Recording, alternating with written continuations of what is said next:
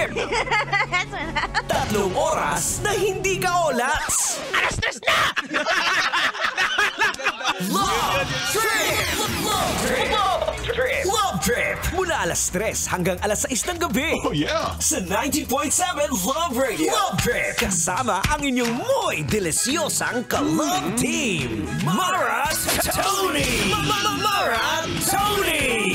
Ikaw, anong trip mo?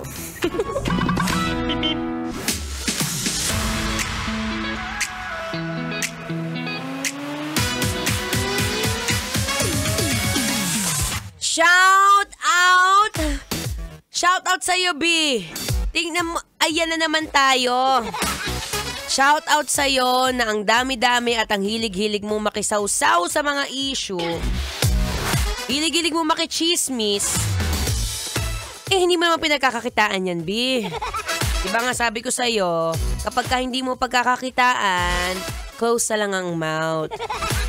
Kung naniniwala ka na wala ka namang magandang sasabihin, close na lang ang mouth. Ang hirap kasi, di ba? Minsan kapag ka chumichismis ka, alam mo, mas napapahamak pag chumichismis. Di ba? Kagaya ng mga kakilala mong kontraktor na nasa hearing, tapos ngayon, wala na. Bawat isa sa kanila naglalaglaga na. Anyway, nagbabalik po ang inyong kadaldalan na daldalerang atleta DJ Marazzoni. Trip! Teka lang, parang medyo masakit na muna. Again. Trip mo bang dumaldal? O trip mong tumahimik? Alam mo kapag ganitong kaliwat kanan ng mga issue, hindi lang sa Pilipinas, pati sa abroad, ikaw ba yung klase ng tao na kapag ka naiipit na, ikaw ba yung aalis na lang for your peace of mind? O ikaw yung klase na, hindi, magsasalita ako. Kasi alam ko pag yung ginamit ko yung mga boses ko, ay, wala silang masasabi. Kumbaga, in short, prangka ka. Alam mo no, share ko lang. Ako nung, actually, kaya naman din ako napunta sa istasyong ito. Sa posisyong ito.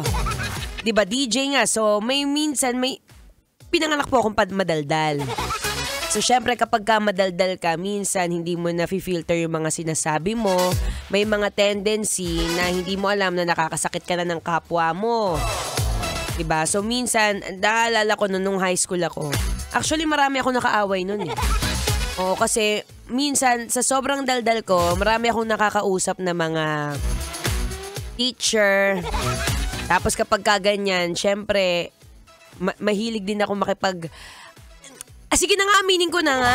Mahilig ako makipag-away before. Oo, pero yun yung mga tipong high school pa lang. Lalo na kapag pinapakialaman nila yung pagme-makeup ko.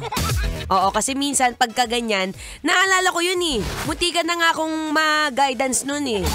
Kasi sabi ko, Ma'am, bakit naman ako hindi magme-makeup? Bakit ba pag naka-makeup ba, makakapekto ba yun sa pag-aaral ko? Di ba may point naman? Di ba, kunwari, sige, magli-lipstick akong pula, magkikilay ako, mag-eyeshadow ako, mag-eyeliner akong makapal. Bakit? Bababa ba yung grade ko sa math pag ganyan? Parang hindi naman, di ba? So, minsan, alam mo point dito, minsan kailangan mo rin talaga mag-speak out, lalo na kung alam mo naman din sa sarili mo na, oo nga, no. Parang pag nagsalita ako, maraming makaka-benefit dito.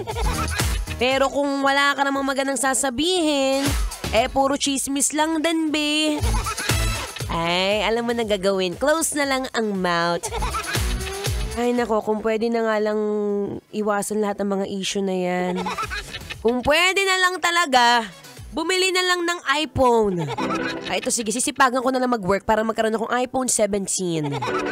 Anyway, here's another song brought to you by Huntrix entitled Golden.